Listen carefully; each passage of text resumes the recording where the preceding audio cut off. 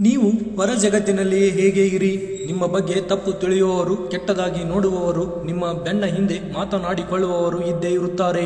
ಯಾರ ತಂಟೆಗೆ ಹೋಗದಿದ್ದರೂ ಒಮ್ಮೊಮ್ಮೆ ಬೇರೆಯವರ ದೃಷ್ಟಿಯಲ್ಲಿ ಕೆಟ್ಟವರಾಗಬೇಕಾಗುತ್ತದೆ. ಯಾರು ನಿಮ್ಮ ಬಗ್ಗೆ ಏನೇ ಹೇಳಲಿ ಅಥವಾ ಯಾವುದೇ ಅಭಿಪ್ರಾಯ ಬೆಳೆಸಿಕೊಳ್ಳಲಿ, ಯಾವತ್ತೂ ನಿಮ್ಮತನವನ್ನು ಬಿಡಬೇಡಿ.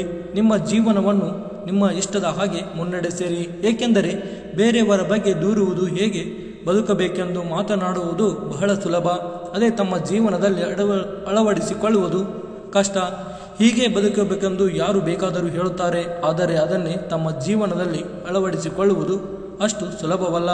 ಹೀಗಾಗಿ ಯಾರು ಹೇಳಿದರು, ಬೈದರು, ಸಲಹೆ ಕೊಟ್ಟರು ಎಂದು ಬದಲಾಗುವುದಕ್ಕೆ ಹೋಗಬೇಡಿ.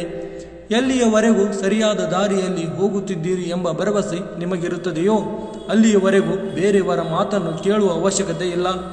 ಹಾಗೆ ಒಬ್ಬೊಬ್ಬರದು ಒಂದೊಂದು ಅಭಿಪ್ರಾಯವನ್ನು ಕೇಳುತ್ತಾ ಹೋದರೆ ಜೀವನದಲ್ಲಿ ಮುಂದಕ್ಕೆ ಹೋಗುವುದಕ್ಕೆ ಸಾಧ್ಯವೇ ಆಗುವುದಿಲ್ಲ.